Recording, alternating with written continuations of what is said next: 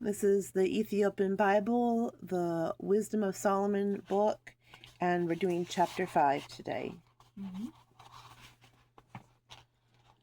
The righteous man will stand in great boldness before the face of those who afflict him, and those who make his labor of no account. When they see him, they will be troubled with terrible fear, and will be amazed at the marvel of salvation. They will speak among themselves, repenting, and for distress of spirit they will groan. This was he whom we used to hold in derision, as a parable of reproach. We fools considered his life madness, and his end without honor. How was he counted among sons of God? How is his lot among saints? Truly we went astray from the way of truth. The light of righteousness didn't shine for us, for the sun didn't rise for us. We took our fill of paths and of lawlessness and destruction. We traveled through trackless deserts, but we don't know the Lord's way.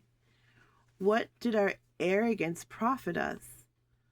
What good have riches and boasting brought us?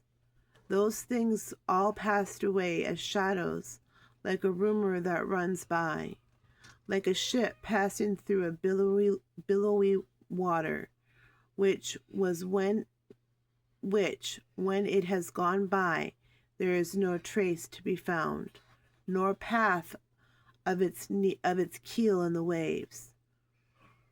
Or it is like when a bird flies through the air, no evidence of its passing is found, but the light wind lashed with the stroke of its pinions, and torn apart with the violent rush of the moving wings, is passed through. Afterwards, no sign of its coming remains. Or it is like when an arrow is shot at a mark, the air is divided closest up. Or it is like when an arrow is shot at a mark, the air is divided closest up again immediately, so that men don't know where it is passed through. So we also, as soon as we were born, ceased to be, and we had no sign of virtue to show. But we are utterly consumed in our wickedness, because the hope of the ungodly man is like a chaff carried by the wind, and as foam vanished from the tempest, and is scattered like smoke by the wind, and passes by as the remembrance of a guest who stays just a day. But the righteous live forever. The reward is in the Lord, and care for them with the Most High.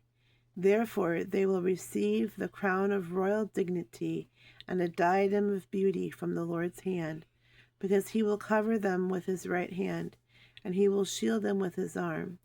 He will take his zeal as a complete armor, and will make the whole creation his weapons to punish his enemies. He will put on righteousness as a breastplate, and he will wear impartial judgment as a helmet. He will take holiness as an invincible shield. He will sharpen stern wrath for a sword. The universe will go with him to fight against his frenzied foes. Shafts of lightning will fly with the true aim. They will leap to the mark from the clouds, as from the well-drawn bow. Hailstones full of wrath will be hurled as they catapult. The water of the sea will be angered against them. Rivers will sternly overwhelm them. A mighty wind will encounter them. It will winnow them away like a tempest. So lawlessness will make all the land desolate. Their evil doing will overturn the thrones of princes. Sorry, my tongue is quite tied today. Forgive me for my inability to get through some words, but that's very poignant. This reminds me of vanity, vanity, all is vanity, from the Book of Solomon. This, of course, is the Wisdom of Solomon, which is a bit different. But we are, but not. Only thing that remains is what we do for the Lord, or what we do for God, excuse me. And love is the only thing that isn't vanity, or charity, I should say. True, authentic love. Y'all take care.